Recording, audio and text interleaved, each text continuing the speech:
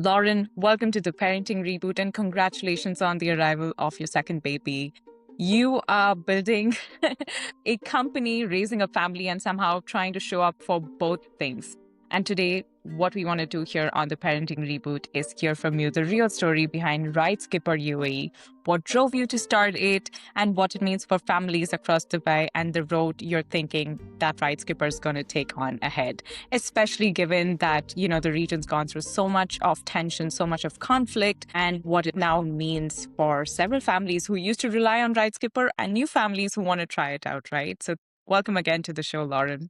Thank you. Thanks for having me. I was, I say, an accidental entrepreneur in that I started RideSkipper because I was frustrated at the lack of, in my view, suitable options in the market. So I had my son by C-section. I wasn't supposed to be driving, and I set about trying to find ways to get him and I around the city. Just felt that the options that were available were lacking in level of English spoken by some of the drivers, personal presentation and hygiene, and also, most importantly, the safety. So we came across this idea that pretty much every driver, whether it's taxis with car seats or drivers for your own car, pretty much all of them were on this kind of gig economy, commission only freelance model without any real financial stability and job security. And in my view, that made them slightly more erratic and less safe and calm behind the wheel. So we said, well, if we flipped that model on its head and we were to provide those drivers with stability and security, wouldn't they be by default calmer and safer behind the wheel, and a customer would get a better experience? And so we set aside money and time and energy into sort of proving that thesis. And now, almost 2 years on, we have 40 drivers and we have a mobile app, and yeah, it's going well. Conflict aside, it's going well. So yeah, it's been quite a journey. Wow. So it's interesting you say that you flipped the system or the model in the sense that Yeah.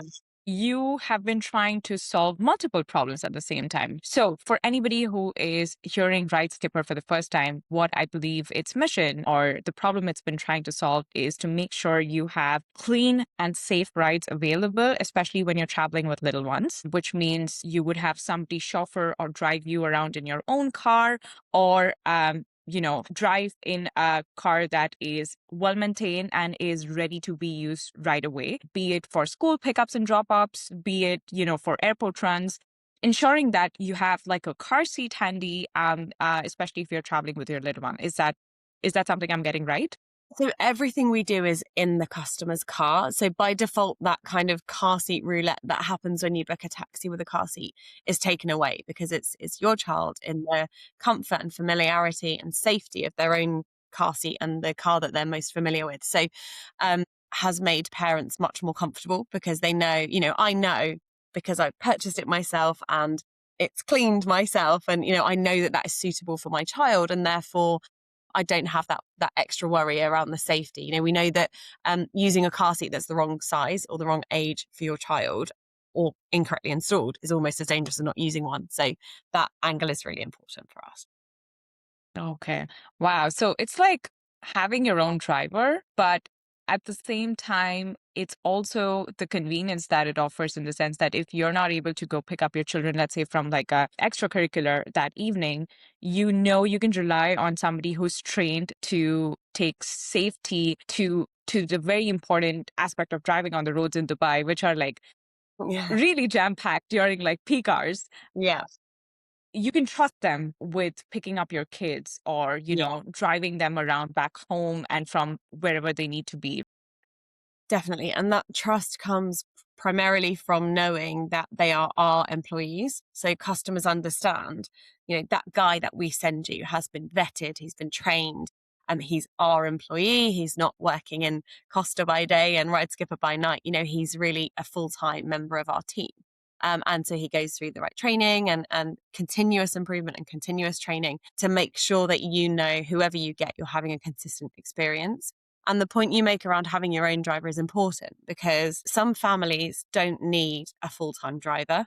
Um, Hmm. Need someone on hand just for that school run. Sometimes mum can drop the kid in the morning, but cannot pick them up in the Pick afternoon. them up. Most of us can't leave the office at 2 o'clock randomly to go and pick our children up. So that flexibility without having to commit to accommodation, visa, flight tickets, annual leave, medical insurance that you would need if you were to hire your own driver directly. Wow.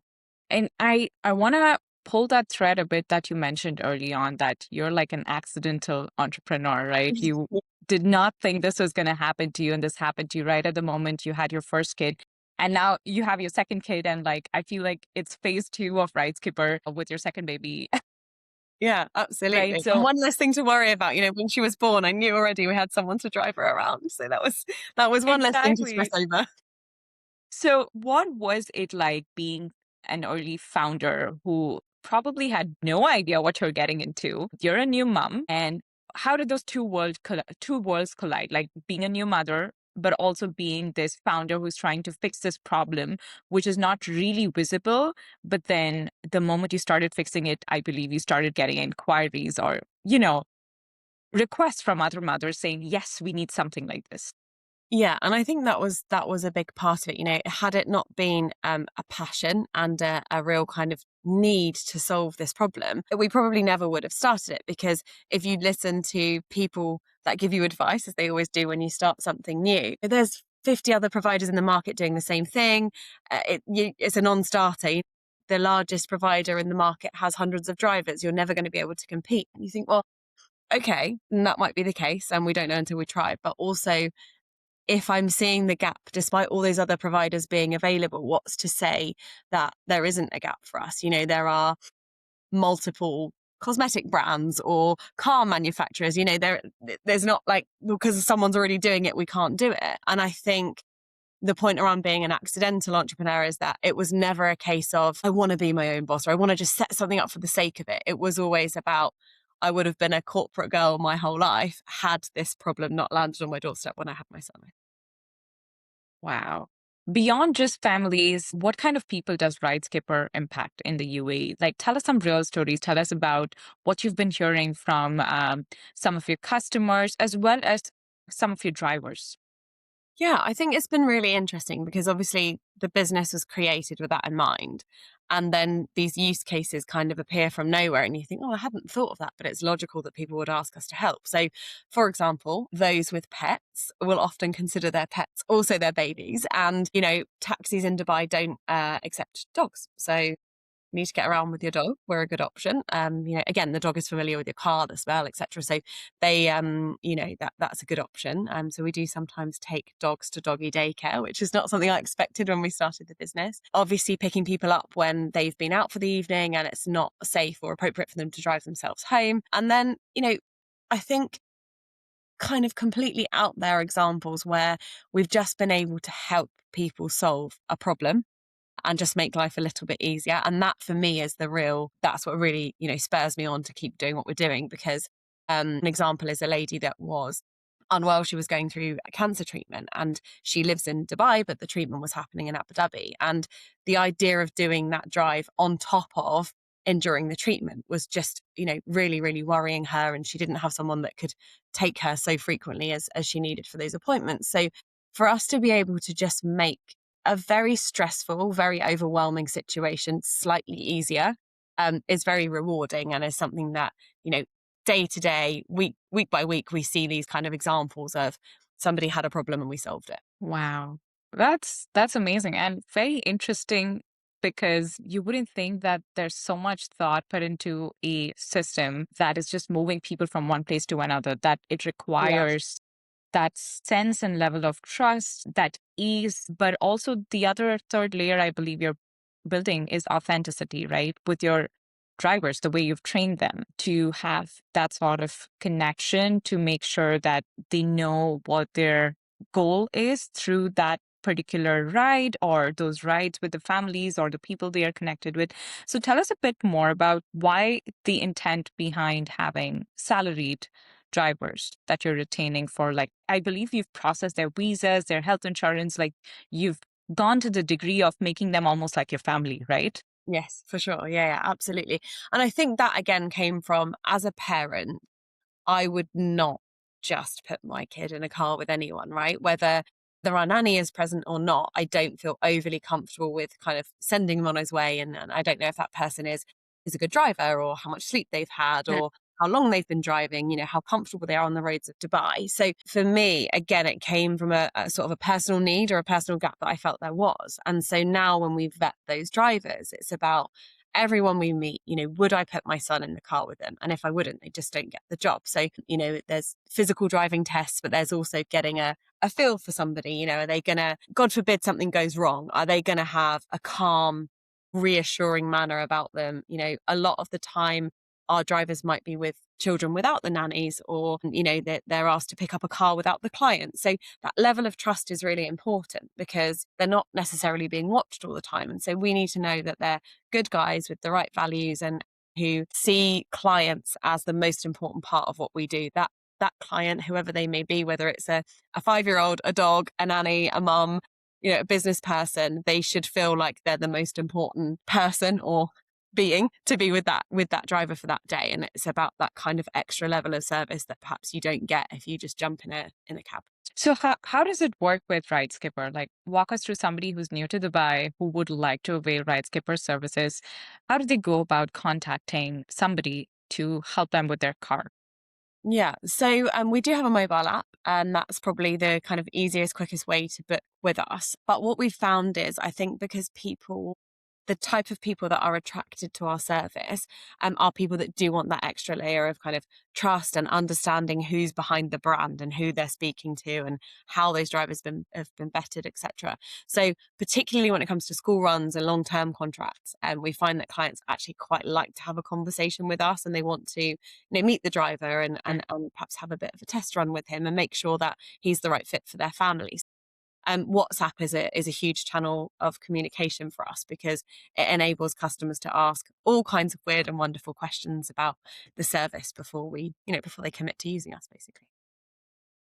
Well, that's wonderful. In this next part, Lauren, I want to talk a bit about the uncomfortable piece that everybody in Dubai has been living through for the last month and a half. It's the Yes. tensions related to the regional conflict, the war, and families feeling like, we don't know what's happening. On top of that, schools have gone online.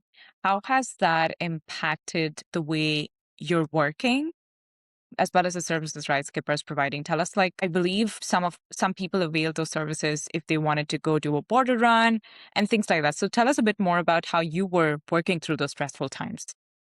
Yeah, so I think for us, the first thing was there's such a degree of uncertainty. No one could show you a crystal ball and say, right, in 2 weeks, this is going to be over and everything's going to be back to normal. And we still don't know that. Yes, schools are going back next week, and that's fantastic. And everybody's feeling really positive about that.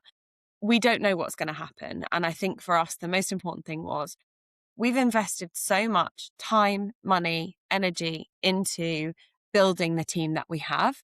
And in the short space of time that we've been operating, we've grown that team to 40. It was not for us about, okay, what's the quickest way that we can cut cost? Fine, let's get rid of 10 drivers. Because one, it wasn't the right thing for us to do. As you said earlier, they've kind of become part of the family, part of the furniture. And they've been through that thorough vetting process, and we know that they're the right guys. And it is difficult to find people of that caliber. When we're recruiting, we take about 20% of the people that we meet in terms of recruiting them. So we have to meet a lot of drivers to get the right caliber of person. Um, and so it was around, okay, how do we give the drivers the reassurance without being able to promise them the earth that we'll do everything we can to come out of this, however long it lasts, with the same great team we went in with, So what does that look like in practice? And I think the drivers really appreciated that. We've heard a lot of stories in the market where, not just in our world, but in a lot of different industries, where the first knee-jerk reaction of a business is revenue's gone down, costs have to go down Yeah. with. And Yeah. logically, you have to be able to find the money to pay people, right? But I think at the same time, that short-term view is dangerous, because what we know, particularly with school runs, is it's almost like a tap. When schools are out, it gets very quiet very quickly. When schools come back, we have waiting lists, and we have clients, really, really keen to get their place and to make sure their driver is booked for their family. So what I didn't want to do under any circumstances was panic, send everyone home and then when the schools come back, think, goodness, we have to start again. It wasn't the right commercial decision, and it certainly wasn't the right moral decision. So for us, that's been the most important thing. How do we make the drivers feel safe and secure, and that they're not just going to, here today, gone tomorrow? We were really honest with Yeah. them. We brought them all into a room and we said, look, this is not great. Um, for anyone in any industry, particularly in our space where they know that we're reliant on school runs. But what can we Yeah. do together collectively to make sure that we get through this? And it was really well received. I think they appreciated the respect and the transparency that we showed them. That's beautiful. I really hope that things get back to normal for everybody's sake, but Yeah. also for for the sake of people who are dependent on human first work, right? Like your work depends on moving people from one place to another, and it's really important that people go back to kind of the way things were so they can continue on, move from there, right? Otherwise, you're just feeling like you're stuck in this never ending mode of, where's this conflict headed? Is this going to be the end of it? Like you said, we don't know. They say that, things are going to get back to normal next week, but we can't really be certain. Okay. So one of the things I love to do with, my guests on this show, and because you're a mom, is talk a bit about the influence of technology in your own life as well on a personal level, right? You're using technology to solve kind of a bigger problem in the city, but how has it shaped the way you're using it in motherhood, or seeing the way that, your tech founder life reflects back into your own spaces as a mother?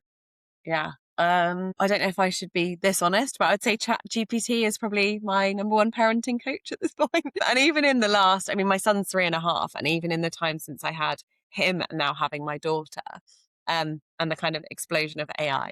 I think when I had my Yeah. son, I was much more diligent about, I should really attend a parenting course or course and all the different things that are offered to you when you're pregnant. And, I better read a book about how to keep the baby, safe and well.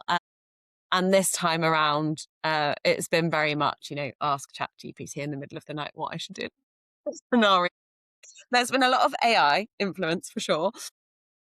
How to negotiate a 3-year-old out of a tantrum. ChatGPT has some good hints and tips as well. So yeah, I think technology, it's unavoidably a huge part of our life, and I think also has really helped us shape the business in terms of, social media being visible, showing people who's behind the brand and what the brand is all about. So yeah, both in personal life and work life, there's no getting away from it, right? There's no getting away from tech. So I see that you are embracing it, but, in terms of like even your 3-year-old, let's say, I'm sure he is seeing, tech being an important part of like his play or probably his environment.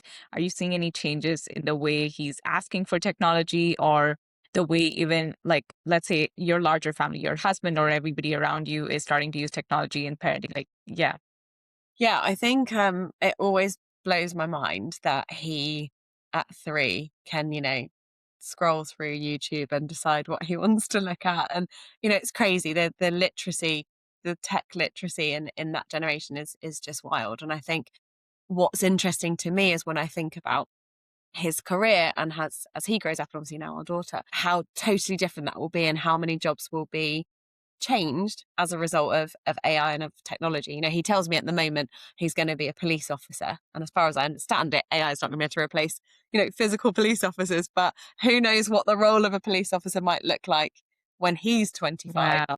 what it looked like, when we were growing up. So fascinating, really. Really, really fascinating. Yeah, that's there for sure. Yeah, Lauren, just switching back to the future, thinking about the future, both for yourself as a tech entrepreneur as well as for RideSkipper, where do you see yourself and the company growing in the next 5 years at least? Yeah, wow. Sometimes we have a 5-year plan, sometimes we have a 5-minute plan, Sometimes I think for us it's very much about scaling, but it's about scaling in a way that doesn't impact quality. And I know that sounds like a bit of a cliche, but if I think about how hard we've worked to make sure that every experience is consistent and every driver is, of the same caliber, you won't have a good experience today and a bad one tomorrow.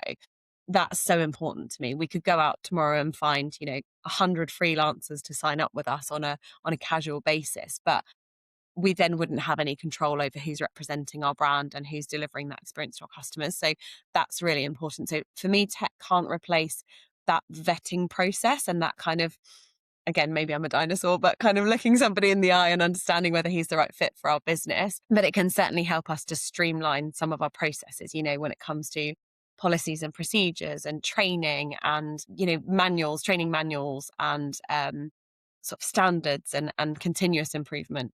Tech really, really helps us to be more efficient in that space. And certainly things that don't require me, I'm not an accountant and I'm not a lawyer and I'm not so areas of the business which are a distraction in some ways from going out and sort of building the business have definitely been streamlined by tech, and I think will continue to be, because far more capable than I am of coming up with those policies and procedures and things. So I think it's really helped us with that in terms of standardizing things. Wow. So still a very hopeful, long way to go in terms of building something that's consistent, that's scalable, and that's ultimately trustworthy.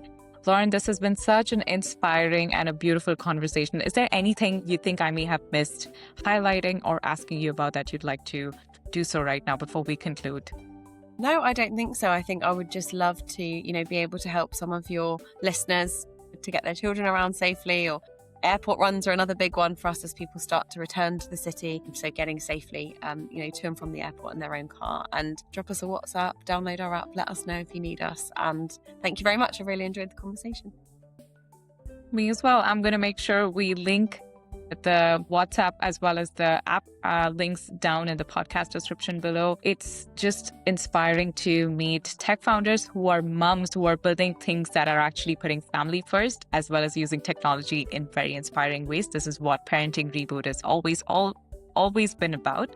So thank you again, Lauren. Have a good one. Nice to see you. Bye-bye.